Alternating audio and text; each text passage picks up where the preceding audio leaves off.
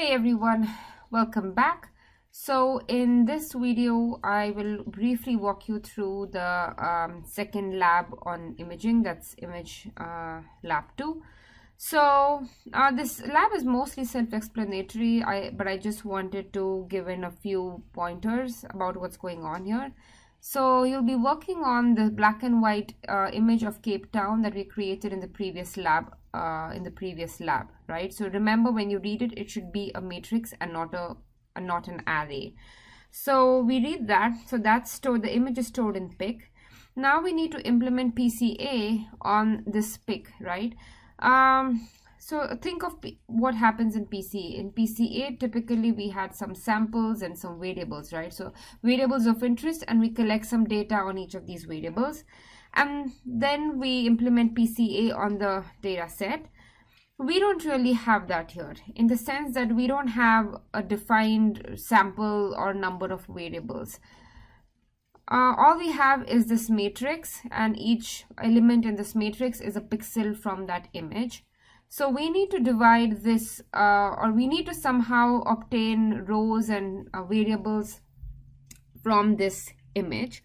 So basically, we can divide our pixels in some certain ways so that basically we can split them into variables and rows. So one way to do this is, one extreme method is, I have a sample size 1 and this entire picture is so all of my pixels are variables. So in that case, I have n is equal to 1 and p is really large. So number of variables would be, I think, 424 times 1920. So that's like an extreme case where I have one sample and many variables. I can do the other thing where I have one variable and everything is and each pixel is treated as a different sample. But these are two extremes, and this neither is a good strategy. So we are going to adopt something in between. So one easy way, or one kind of obvious way, is this. So typically when you have a data matrix, you have rows, samples are in rows and variables are in columns, and picture is already a matrix, right? It's not a typical data matrix, but it is a matrix.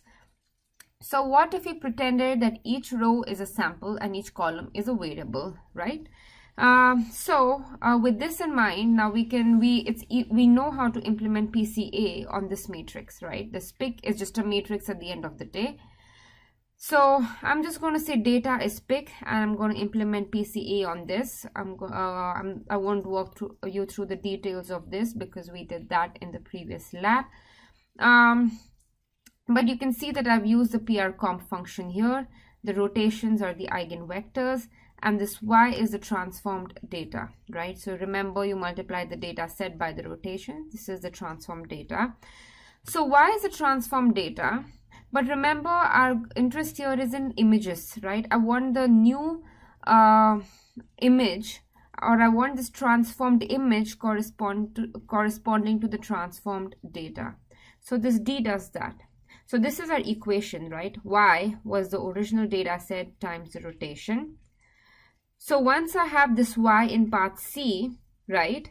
And if I put E on the other side, that is y times E inverse, and I'm calling it as data hat. This is the new image corresponding to the transformed data. So I did the PCA. In D, we are obtaining this transformed image now. Okay, so y is not an image yet. We need to extract, or we need to do a little bit of manipulation to get the image back. So this data hat is the transformed image, and that's y times E inverse. We have E inverse, we have y from C, so we can easily obtain this data hat. And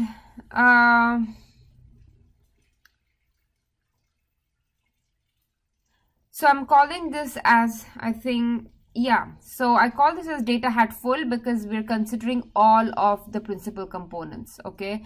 So later we'll be reducing the number of principal components, and we'll see how that affects our reconstructed images.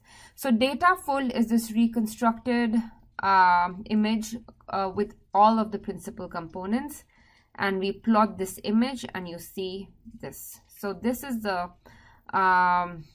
image corresponding to all of the principal components, it looks exactly the same as the original image. Now we do, in part E, we do some dimension reduction, right? So right now this data set has a large number of variables. P is 1920, so it's pretty large. So let's just consider, so in E, I consider only the first 100 columns, that is the first 100 principal components, right? So I call it as Y100, so I can remember that this has 100 principal components. So this is transform data corresponding to the 100 principal components. In F, we get the image, the reduced image corresponding to Y100, right? So remember, this is the data transformation, then we need to get the transformed image. So this is a new step that we didn't have in the previous lab. So this data 100, this 100 indicates again that this is constructed using 100 principal components. So it's Y100 times the first 100 columns of the rotations, and then we plot it, and you can see that this image doesn't look as clear as this one, right? So this loss of dimension has cost us some accuracy in this in the reconstructed image. In the second problem, we're going to treat each column as a sample unit and each row as a variable. So what we did in one was quite arbitrary. So basically, if that was arbitrary, we could try some other things and see how it works, right? So in this, each column is a sample, each row is a variable. So my data is now transpose of pictures. It's important that you take note that this is transpose. So sample size is 1920 now, and P number of variables is 424. So we do the same thing. We do principal components. We obtain the full transformed image.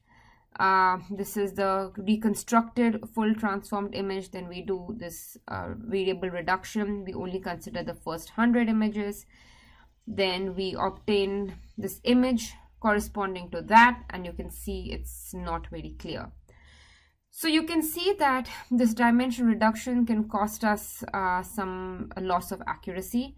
So how do we measure quality of reconstructions? This reconstruction is clearly not very good.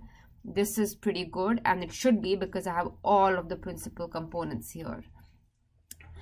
So there are different ways to assess quality of a reconstructed image. One is the mean squared error. So suppose xi going from 1 to n, capital N is the total number of pixels. The total number of pixels is number of rows multiplied by the number of columns.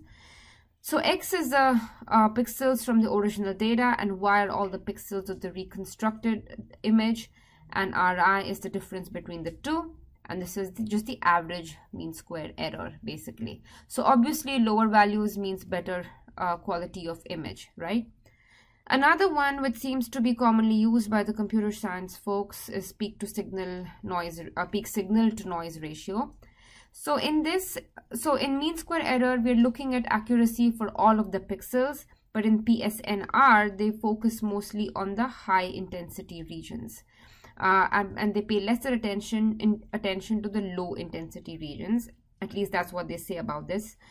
So the formula for that is this. I am not quite sure about how this translates to high quality, low quality image. So if I'm looking at quality of reconstruction, I will just look at mean square error because it's something I understand better. But I just wanted to point this out because this seems to be a commonly used measure. So it's easy to implement this because there is an inbuilt package called RedR. You download the package, and I have code here that will tell you how to implement it. This will basically help you calculate the accuracy. So you can see that the PSNR of this 100 is 15. PSNR of the full image is larger. And I have written here somewhere that the higher value implies better images for this, though it's not always true, right? So for the full image, it's higher, so it's a better quality, and we can also see that visually. For mean square error, like for the reduced one, the mean square error is 0.05, and the full one, it's really small. And you can see, obviously, the smaller the mean square error, the better is the reconstructed image, and this has really low error compared to this one. So anyway, so that's all for this video. So make sure you go through the video and you learn and you familiarize yourself with all of these commands as well. Bye.